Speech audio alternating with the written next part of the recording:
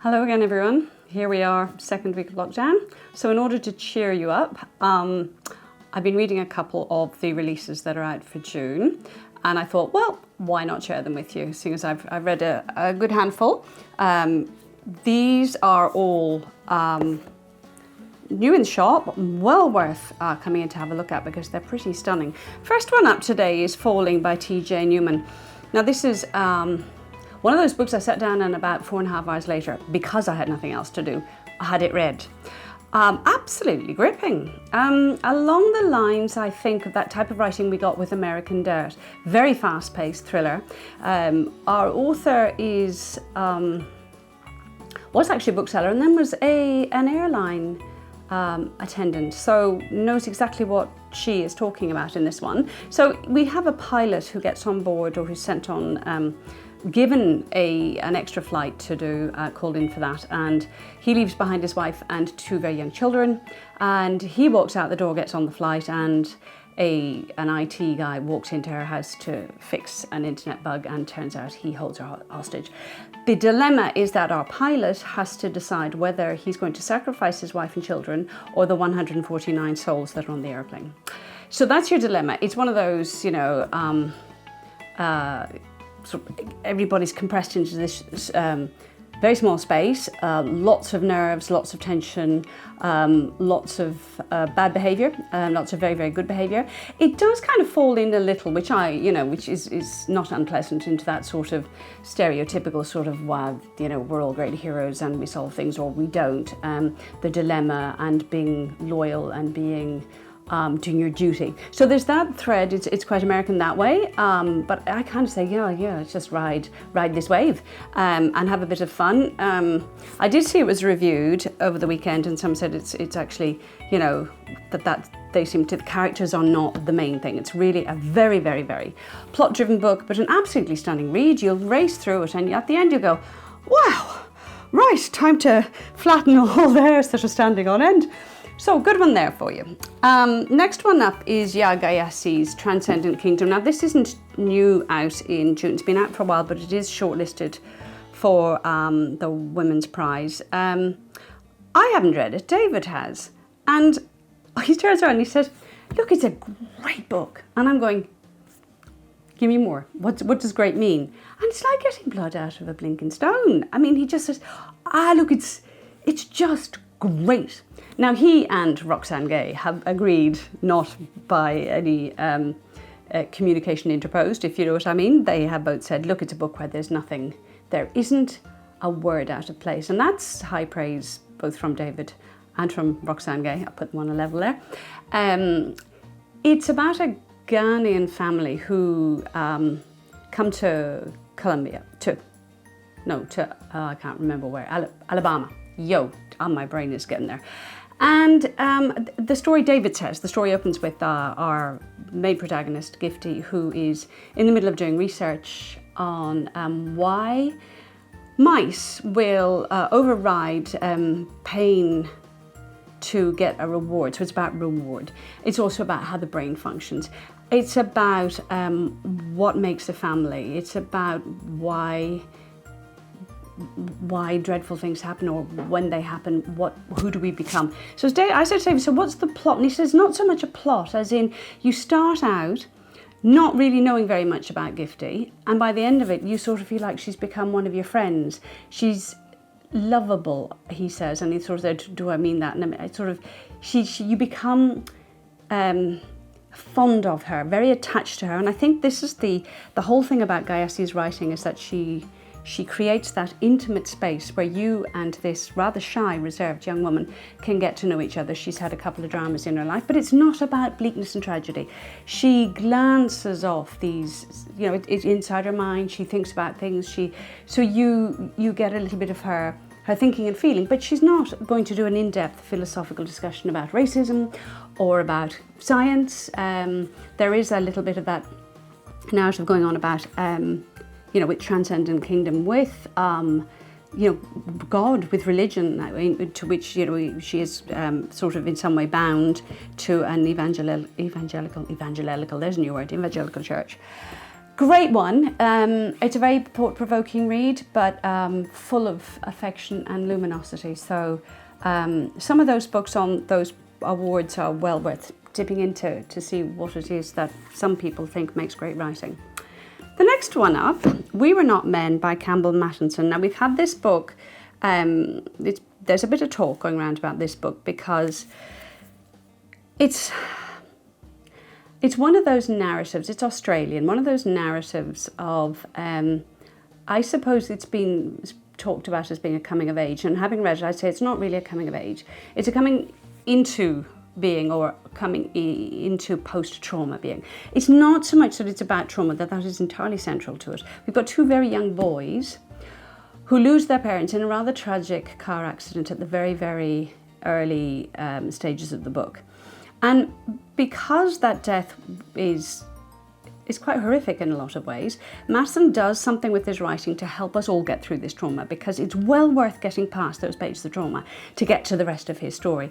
So it's about how these two young twins navigate their bond with each other, the grief, how they're handed over to the care of their grandmother, who's a bit wacky in places. She's very lovable, but she herself is processing grief, processing loss, and in some ways the fascination, and for some people maybe a slightly off-putting element of this book, but I didn't find it so because I think it was necessary, is that the writing is sometimes a bit disjointed. The boys will say young sentences, and when I say young sentences, I think there's kind of impulsive, without thinking. They're not always considering what they're saying, but their sentences and their conversation bounce off each other in a slightly oblique way, it helps them circle, it helps us as readers to circle around this really dreadful thing that has happened to them.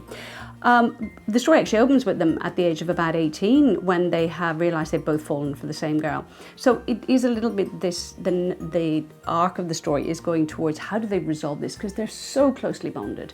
They have each other, that's what they have left, and then they have their grandmother, who in the early stages it's a bit difficult, and then they're bonding. It's how they recreate that sense of family. Look, it's glorious. There's a lot of beauty in this book. There's a lot of stunning writing. It's an absolute smasher for a book club. I would say that's a really good book club read.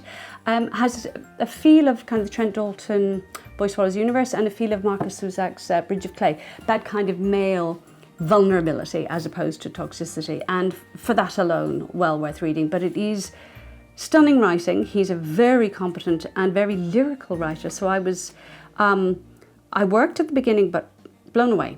An absolute stunner. So We Were Not Men. Keep it in mind. Another one that blew me away is Sarah Winman's Still Life. Now, Sarah Winman, a lot of us will know from Tin Man, that came out about 4 or 5 years ago. Still Life is a great favourite as well. It's historical. It's a little bit like being invited to an Italian table where we're all going to partake of some enormous meal with all the people that we love. This is what this book does. It asks us to sit down for a moment and rejoice and thoroughly observe and to savour those moments of stillness. It's not just about that. It's about who you love. It's about ambiguity in feeling. It's about being attracted to people, not solely on the basis of their gender, but on the basis of their interest, of their passion, of the spark. We have a young man, Ulysses, who at the beginning of the novel, he's kind of our central thread. He's in Italy in 1946, I think, at the end of the liberation of Italy. And he comes across, in most unusual circumstances, with a very beloved captain, and this is one of these themes, that people become beloved to each other in this, and it doesn't necessarily mean it's sexual, but they're still vital, passionate, romantic moments and very important relationships. And this is what I like about this writing, is that it takes us beyond stereotypical relationships and beyond permission and beyond categories and naming and blaming and all of those things. It lets us, in a very glorious way, just relish being and relish loving. Ulysses with his beloved captain Darnley, and these two are, they've had a couple of, dangerous moments. Come across Evelyn Skinner, who's an art lecturer stroke historian, and they've come to work on rescuing and restoring artworks in Italy post-war. And this whole book is about rescuing and restoring art. It's a very constant thread, and it's also about how art can rescue and restore us. I think that's probably a superbly profound thing that I've just said, but I think that is part of the essence of the book. Why it's called Still Life, I think, is there are moments in this where you're aware that two people may or may not serendipitously collide, and if they hadn't, what would have happened? So there's that kind of hiatus of it could or it couldn't be this, it could or couldn't have gone this way. But there's also a very strong thread on looking at still lives and looking at what is on in a painting, and then just concentrating on letting that show you what the life was all around that. There's a lot of art history, and it's very beautifully delivered. A lot of romances, there are a lot of wonderful larger than life, and this is it. There's a nonchalant, swinging jive to this book that I totally loved. I'm not going to tell you much more, but they're great characters. You'll fall in love with every single one of them, and you'll cry, because I did, and you have to too. You will have a bit of a weepies, I suppose, but because we win some, we lose some. But it's the most uplifting, sprawling, glorious, romantic read ever. And when I say romantic, I don't necessarily mean what you think I mean. So have a read and find out. They're the ones I've read. I have another couple on the go, which I'm going to be telling you about it the next time I can get round to it. One, of course, which some of you will have read, The Nancys by R.W.R.McDonald.